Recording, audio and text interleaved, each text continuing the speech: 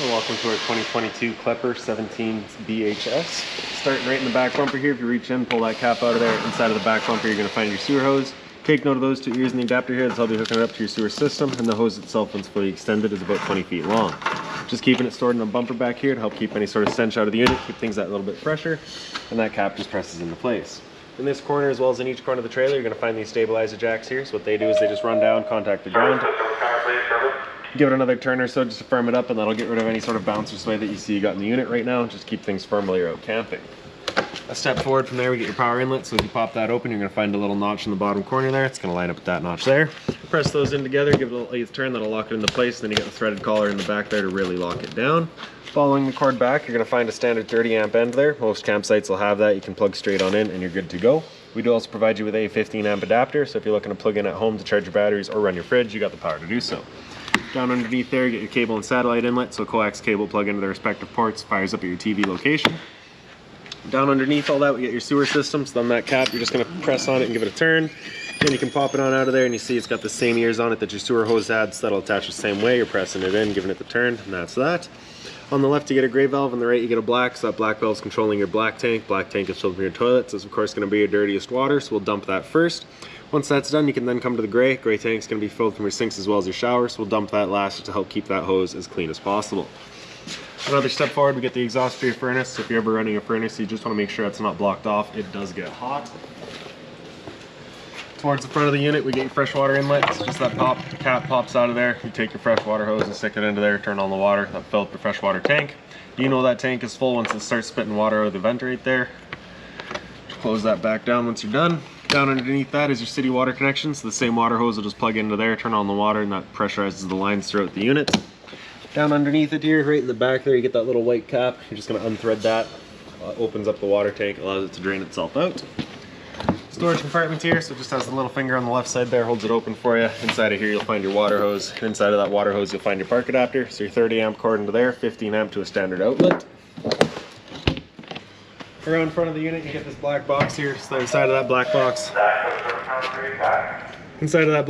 is going to be your battery. So as long as you're plugged into that short cord in the back or your 7-pin to your tow vehicle, that battery is charging for you. Underneath this cover is your propane tank. So if you just kind of reach in along that hose, you'll find your valve. You can just turn that to open it up. It's just your standard 20-pound barbecue style tank. Standard tongue jack up front, one way's up, other way's down. Around the side of the unit, we get your other end of your storage compartment there. Right, so that just opens on up. You can see straight through to the other side. Inside of here, you'll also find your jack for running all your stabilizers up and down. All right.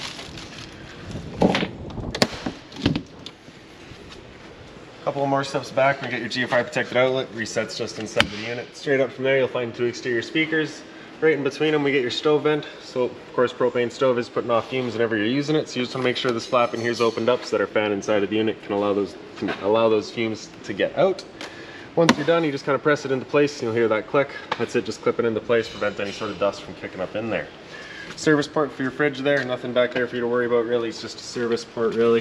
Down below that we get your 2 low point drains. So the purpose of those would be just to drain out the water system. The reason you'd want to do that is if you're leaving the unit for a while and you don't want the water going stale or stagnant, you can drain it all out before you leave, or before winterizing the unit.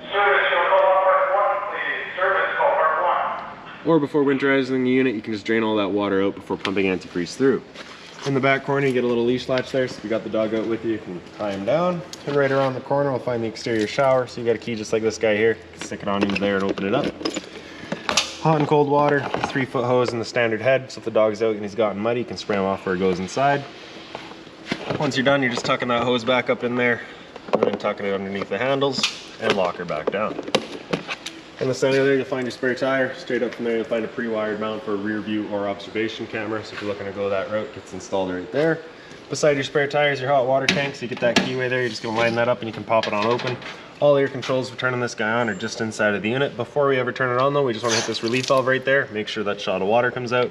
That bit of water coming out of there is just letting you know that tank is full. It's safe to fire it up and you're not gonna burn anything out by doing so. Once we get inside and fire it up, I will go over a reset procedure, and the button that I'll refer to is just right here.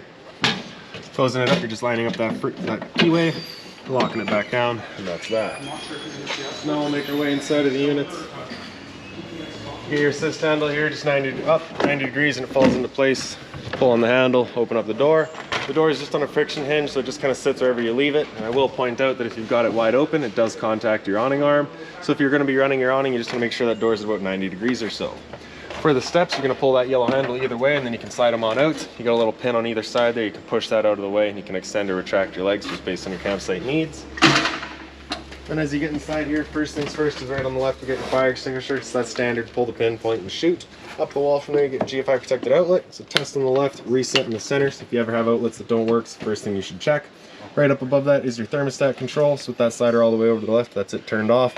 All the way over to the right, that's it turned on to max heat. So real quickly, I'll just do your light switches here. So the one on the right there does your awning light outside. We'll show you that once we run the awning. The ceiling light is just on that center right light. Does all of your ceiling lights.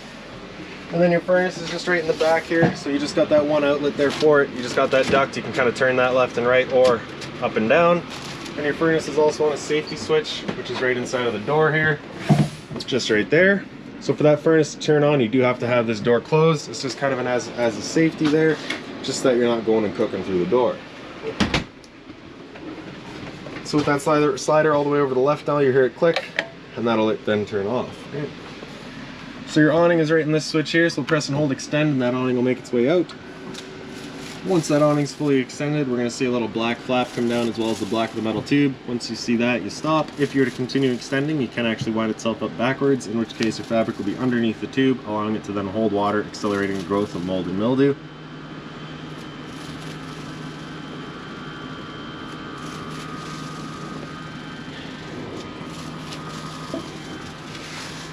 So there's our flap there, just caught in the little air hose there. There's the flap though, and there's the tube, so we'll stop right there. Now if it were to start raining, it's of course going to hold some water anyways, so what you can do is grab either arm, front or rear, and you're just going to pull in on it. Then you can tighten that knob down.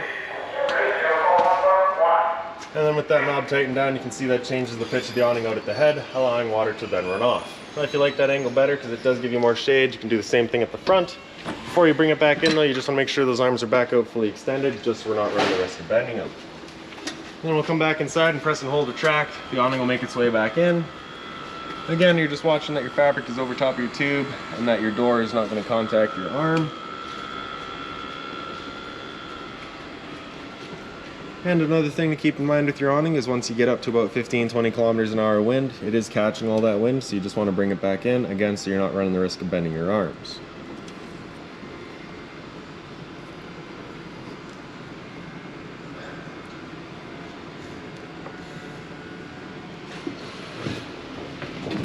Beside that, we get your slide out switch. Press and hold out, and your slide will make its way out. Once that slide's fully extended, you're just going to hear some clicks from the motors, letting us know they've reached their stall.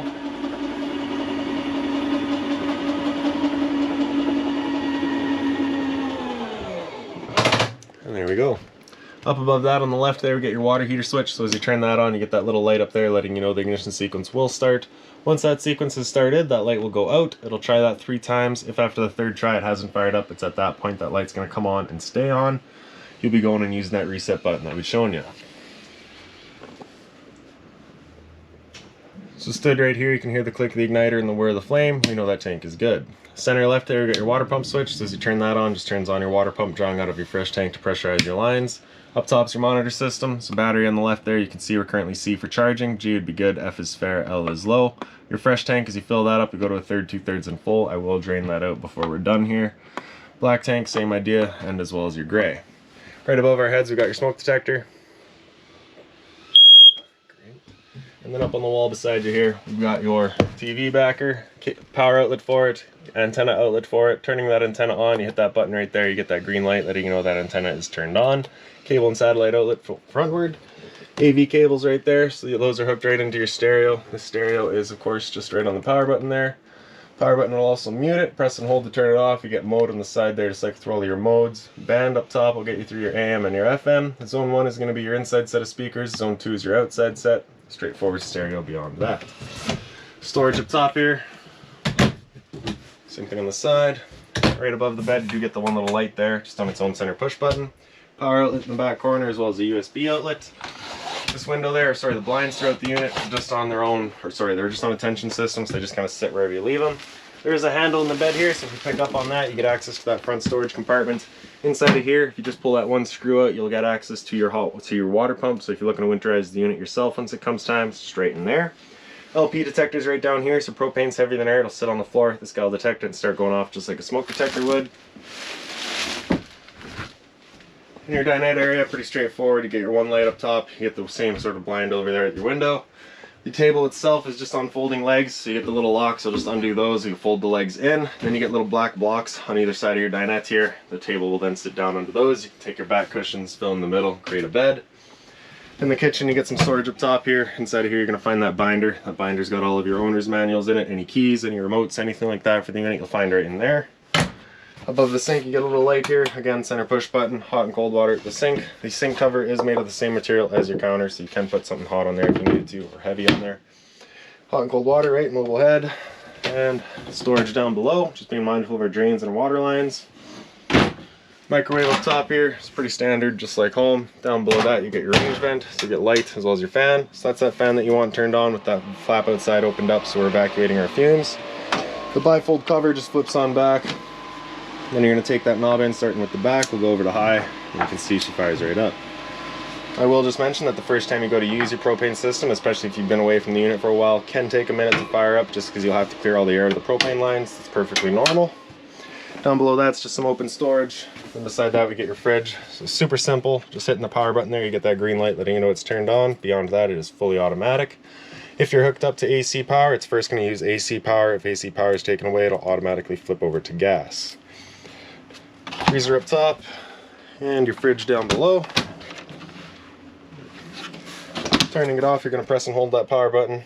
Turns it off. And down below we get your converter. Press the top and center and she pops on open. You get all of your breakers on the left side there. Whenever a breaker breaks, it's going to sit in the middle, so just turn it off and then back on to reset it. And on the right side we get all of your fuses. Into the little bunk space here. They are both identical. You get the one little light there, USB charging in the back.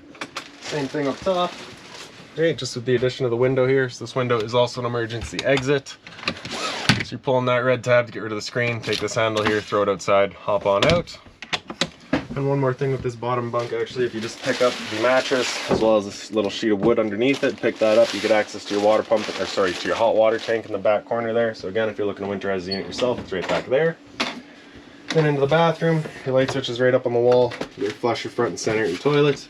Above my head, you get your roof vent, so you're just turning that knob to open it up. In the back corner, you get the switch, turns on the fan.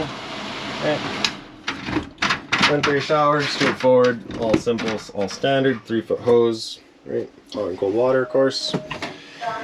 And then lastly is going to be your air conditioner. So that's right above our heads here. You get 2 low fan settings. Then after low fan, it comes into high fan. After high fan, it goes into low cool, so at that point you'll have the compressor actually cut in and give you cooling. Fan speed is just, of course, moving air around. And then you get your high cool, so same thing, you get your cooling, but with the high fan. For your ducting, you basically just have the little louvers on either end. You can open up or close them and just kind of choose where you're shooting your air, front or back. And then on temp selection knob here, you'll notice it does have the option for heat. You do not have a heat pump installed in this air conditioner, so heat will not work. You're going to be leaving that just in cold. So that's about it for this little guy. If you've got any other questions on the unit, please feel free to give us a call, 204-237-7272.